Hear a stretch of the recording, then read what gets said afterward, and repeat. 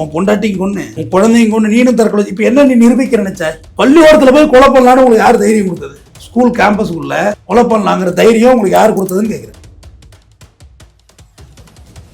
வணக்கம் சார். வணக்கங்க சார். சேலத்தில் பட்டப்பகலில் ஒரு ஸ்கூலுக்குள்ளே புகுந்து ஒருத்தர் வெட்டி கொண்டிருக்காரு ஆசிரியரை. அதை பார்த்தீங்கன்னா அந்த நியூஸ் என்ன, அதை பற்றி கொண்டீட்டெல்லாம் சொல்லுங்கள் சார். அது இதெல்லாம் இந்த செயல் ரொம்ப கண்டனத்துக்குரியது.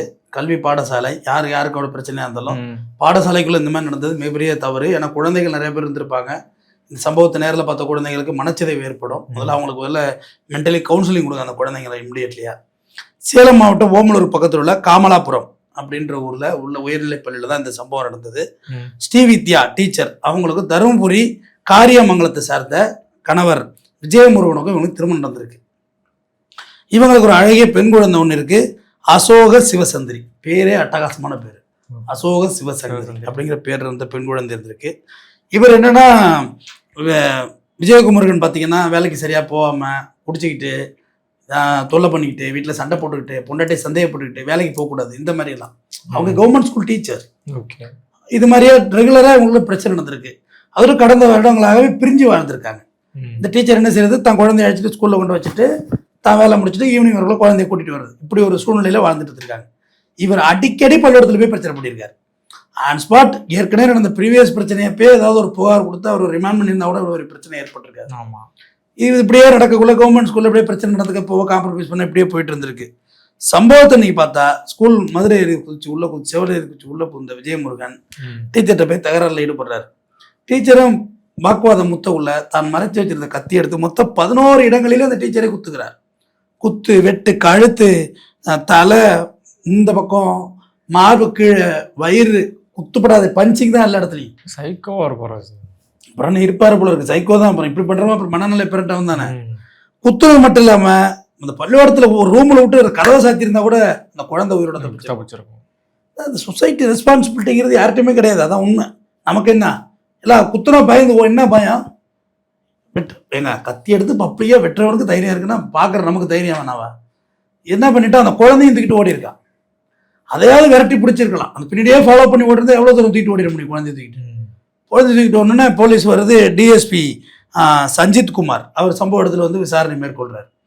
குழந்தையும் காணும், அப்புறையும் காணும், யார விஜயமுருகனையும் காணும். போலீஸ் தேடிட்டு இருக்கு. இவங்களை மீட்டு மருத்துவமனைக்கு அனுப்புறாங்க. மருத்துவமனையில் இவங்க இறந்து போயிட்டாங்க. என்னோட சம்பவ இடத்துல இறந்துட்டு இருக்காங்க. சரி, அந்த இடத்துல இருந்து டிஸ்போஸ் பண்ணணும்ல. உயிர் இருக்குன்னா கொஞ்சம் எமோஷனல் கில்லிங் நடக்கும். பட் அந்த இடத்துல பாடியை போட்டு ட்ராமா பண்ணா அது பெரிய போலீஸே எல்லாருக்குமே ஒரு தலைவலி. உயிருக்கு தூக்குன்னு ஹாஸ்பிட்டல் கொண்டு போயிடுவாங்க. ஹாஸ்பிட்டல் கொண்டு போயிட்டா முடிஞ்சு போச்சு. அப்படியே மாறிச்சேரி. அதுக்கடுத்து பார்த்தா ஒரு 200 மீட்டர் தொலைவில் குழந்தைக்கு விஷம் கொடுத்து தானும் தற்கொலை செய்து கொண்டிருக்கிறார். அவன் செத்துக்கலாம், குழந்தைய சார். இப்போ என்னோட கேள்வி என்னன்னா, உன் பொண்டாட்டியும் கொண்டு உன் குழந்தையும் கொண்டு நீனும் தற்கொலை. இப்போ என்ன நீ நிரூபிக்க நினைச்ச? ஒன்று உன் பொண்டாட்டி மேலே சந்தேகம், உன் பொண்டாட்டி மேலே நடத்தையில் மிஸ்டேக்கு அப்படி தான் சொல்கிறாங்க. பட் அவங்க மேலே அப்படி ஒரு ரிப்போர்ட் அங்கே லோக்கலில் உள்ளவங்க சொல்லலை. ஸ்ரீவித்யா மேலே அப்படி யாரும் தவறு சொல்லலை. நல்ல பொம்பளை தாங்க, அவங்க உண்டு, அவங்க வேலை உண்டுன்னு இருப்பாங்க. சரி, கெட்ட பொம்பளையாக இருந்தாலும் கத்தி எடுத்து போய் ஸ்கூலில் வெட்டுவியா? உனக்கு யார் அந்த அதிகாரம் கொடுத்தது? சரி, அவங்களே கொன்ன. அடுத்து நீனும் குழந்தைங்க வாழ்றது தானே வழி பார்த்துருக்கணும். உன் கெட்ட தாயை கொண்டாச்சுமா, நீ நான் நல்லா வாழ்வோன்னு சொல்லியிருக்கணும்ல. அதுக்கும் ஆப்ஷன் இல்லை. சரி, நீ தான் பொண்டாட்டியை கொண்டுட்டோம், நான் தற்கொலை பண்ணிக்கிறேன், அந்த குழந்தை எங்கேயாவது வாழ்ந்துட்டு போட்டோம், அதுவும் இல்லை. அப்போ நீ நினைச்சது எதுவுமே நிறைவேறலை. அப்போ என்னை பொறுத்தவரையிலையும் இந்த மாதிரியான உளவியல் சிக்கல் உள்ளவங்களோட வாழ முடியாது. கண்டிப்பா. அதனால தான் பிரிஞ்சு வாழ்ந்துருக்காங்க. பிரிஞ்சு வாழ்ந்துருக்காங்க. முதல் விஷயம், பிரிஞ்சு வாழ்ந்த நீங்க ப்ராப்பரா டிவோர்ஸ் வாங்கிக்கிறேன். ஒரு இடத்துக்கு தலைமுச்சா அடிச்சுக்கிறேன். ஏன் அதை புரிஞ்சுக்கிறது? ஒரு இடத்துல அநியாயத்துக்கு ஆம்பளைங்க மேல குற்றச்சாட்டு சொல்லி டிவோர்ஸ் வாங்குறீங்க. பொய்யா குற்றச்சாட்டை சொல்லி அதுல் சுபாஷ் மாரி தற்கொலை பண்ணிக்கிறான் அவன் போய். நீங்க பொய்யா குற்றச்சாட்டு சொல்லி ஒரு இடத்துல டிவோர்ஸ் வாங்குறீங்க. ஒரு இடத்துல பாதிக்கப்படுறீங்க, தற்கொலை பண்ணிக்கிறீங்க. ரிதன்யா மாரி இந்த இடத்துல பாதிப்புக்குள்ளா இருக்கு. உங்கள்கிட்ட ஒரு சேலரி இருக்கு, உங்க குழந்தைய வச்சுட்டு எந்த ஊர்ல ஒன்றுமோ நீங்க வாழ்ந்துருக்கலாமே. இங்க இந்த தொல்லை முடிஞ்சு போச்சு. இவன் தருப்புரிக்கார, நீங்க இருக்கிறது சேலம், அங்கிட்ட தொப்பூர் தருமபுரி, அங்கிட்ட ஒரு 80-70 கிலோமீட்டர் வருமா, அவ்வளோதான் வரும். நீங்க அதுக்கு டோட்டலாகவே இவங்கிட்ட டிவோர்ஸ் வாங்கிட்டு விவகாரத்தை வாங்கிட்டு குழந்தைங்க எங்கேயாவது ஹாஸ்டலில் சேர்த்துட்டு கண்காணாத ஊரில் போய் நல்லா வாழ்ந்துருக்கலாமே. ஒரு மாதம் எப்படி போட்டால் 70-80 ரூபா சம்பளம் வரும். கவர்மெண்ட் டீச்சர் 79 சம்பளம் வரும். எங்கே வருமோ போய் நீங்கள் நிம்மதியாக வாழ்ந்துருக்கலாமே. அப்போ நீங்கள் ஒரு டீச்சர் உங்களுக்கே டிசைட் பண்ண தெரியல. ஒன்று ஆகும், இது ஆகாது அப்படின்ற முடிவு வந்து நம்ம தெளிவாக எடுத்துடணும். சும்மா போட்டுக்கிட்டு இழுத்து சரியாயிடும். இப்போ சரியாகும், எப்போ சரியாகும்? உயிர் பேட்டை இனிமேல் எது பேசி என்ன ஆக போகுது? சரி அவன் கொலை பண்ணவனை கேட்குறேன், அவனை விட்டுருங்க, அவன் செத்து போயிட்டான். இந்த மாதிரி மனநிலை உள்ளவங்களை கேட்குறேன், பள்ளிக்கூடத்தில் போய் கொலை பண்ணலான்னு உங்களுக்கு யார் தைரியம் கொடுத்தது? ஸ்கூல் கேம்பஸுக்குள்ள கொலை பண்ணலாங்கிற தைரியம் உங்களுக்கு யார் கொடுத்ததுன்னு கேட்குறேன். அது பாடசாலை இல்லையா? 4 பிள்ளைங்க படிக்கிற இடம் இல்லையா? அது இப்போ அதை பார்த்த குழந்தைங்களோட மனச்சிதைவு ஏற்பட்டுருக்கு. உடனடியாக அந்த குழந்தைங்களை என்னோட மாவட்ட சமூக நலத்துறை குழந்தைகள் நல வாரியம் உடனடியாக அந்த குழந்தைகளை மீட்டு அவன் உடனடியாக மனவள ஆரோக்கியம், மனநலம் ரொம்ப முக்கியம், உடல் நலத்தை விட மனநலம் ரொம்ப முக்கியம். உடனடியாக கொண்டு போய் அந்த குழந்தைங்களுக்கு வந்து அதுக்கான பயிற்சியை கொடுத்து அவங்கள முதல்ல ட்ரெயின் பண்ணுங்க அந்த குழந்தைங்களை. அதெல்லாம் ஒன்றும் இல்லை, இப்போ ஒன்றும் இல்லை, எல்லாம் சரியாயிடுச்சு. அந்த குழந்தைங்களை போய் காவல்துறை எதுவும் ரஃபாக விசாரிச்சிடாதீங்க. நீ என்ன பார்த்த அப்படிலாம் கேட்டுறாதீங்க.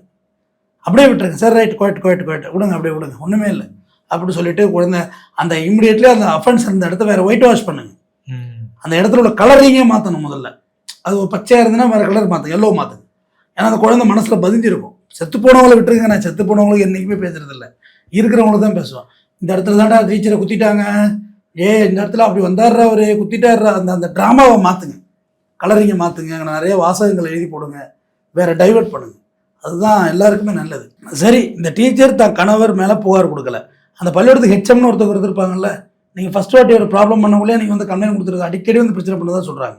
ஃபர்ஸ்ட் வாட்டி ப்ராப்ளம் பண்ணவங்களே போலீஸை கூப்பிட்டு உங்கள் பிரச்சனையை வெளில வச்சுங்க, இந்த கேம்பஸுக்குள்ளே வச்சு கூட சரி கத்தியால் குத்துனார், ஏதோ குழந்தை மேலே பட்டிருந்தா, யார் வீட்டு குழந்தை மேலே பட்டிருந்தா, சரி அவன் சைக்கோ மாரி வந்திருக்கான் விஜயமுருகன். கடைசி இந்த அமெரிக்காவில் பார்த்தீங்கன்னா துப்பாக்கி எடுத்துட்டு போய் எல்லா பிள்ளைங்களையும் சுடுவானுங்க, நம்மளை விட பெரிய பைத்தியமா இருப்பாங்களா இருக்கா அவன். அப்போ அது மாதிரி மற்ற பிள்ளைங்களை குத்தி இருந்தாக்க, மறைக்க வந்த டீச்சர் எதையாவது வந்து குத்தி இருந்தாக்க, அதனால ஒரு சொசைட்டியோட அச்சுறுத்தல்களே சொசைட்டி அச்சுறுத்தலாவே பாருங்க, அதுக்கு மெருகேற்றாதீங்க. அது அப்படி இல்லை, இது இப்படி இல்லை, அது சரியாயிடும், இது எதுவுமே இங்கே சரியாகாதுங்க. உங்களை பிடிக்கலன்னா எனக்கு பிடிக்கல தான், அதுக்கு பிறகு நீங்க வந்து எப்படி ஜாயிண்ட் அடிச்சு என்கிட்ட இருந்தாலும் எனக்கு பிடிக்கல தான். முதல் கோணல் முற்றிலும் கோணல் தான். போனா சரியாயிடும், ஒரு புள்ள பிறந்தா சரியாயிடும், கட்டி வச்சிருப்பாங்க, அது என்ன காலத்துல சரியாயிடும். ஒரு புள்ள பிறந்தா சரி, எப்படி சரியாகும்? புள்ள பிறந்தா என்ன சரியாகும்? ஆஸ்பத்திரியில் மருந்து மாத்திரை தான் சரியாகும். ஆமா, அது ஒன்றும் சரியாயிடும்.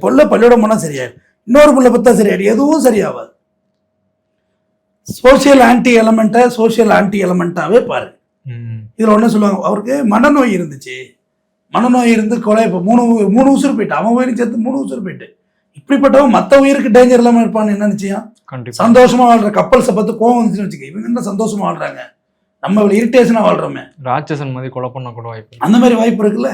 குழந்தைகளை உங்கள்கிட்ட குழந்தைகளை என்ன சொல்றேன், இது புது கருத்து, உங்கள்கிட்ட குழந்தைகளை எந்த உறவின் முறையா இருந்தாலும் உங்க கண்ணெதிர விளையாட வைங்க. ஒரு 10 செகண்ட் குழந்தைய கண்ணோட உடனே தேட ஆரம்பிச்சிருக்கு, விளையாட்டு விஷயமே கிடையாது. ஏன்னா சமுதாயம் வேற மாதிரி இருக்கு, அவங்க அதாவது டிப்ரெஷன்லேயே இருக்காங்க எல்லாரும். அப்போ அந்த குழந்தைய ஏதாவது பண்ணிட்டாக்க, நீ பார்க்க நல்லா ட்ரெஸ் பண்ணவன் அப்படின்னு நல்லா பவுடர் அடித்து ட்ரெஸ் பண்ணவெல்லாம் நல்லவனும் கிடையாது, அழுக்காக இருக்கவெல்லாம் கெட்டவனும் கிடையாது. மனித மனநிலை வந்து உள்ளே இருக்குது. நிறைய பேர் உள்ளுக்குள்ளே அழுக்க வச்சுட்டு வெளில நிற்பான், சில பேர் வெளில அழுக்காக இருக்கும், உள்ளுக்குள்ளே நல்ல மனசுக்காரனாக இருப்பான். ஆனால் இங்கே நிறத்தை வைத்தும் அடையாளத்தை வைத்தும் உருவத்தை வைத்தும் தான் எடை போடுறீங்க. ஒருத்தர் என்ன பொசிஷனில் வர்றானே தெரியாதுங்க, அவன் என்ன கண்டிஷனில் இருக்கான்னு தெரியாது. போதையில் இருக்கணும் கூட வாயில வாடடிக்கும்.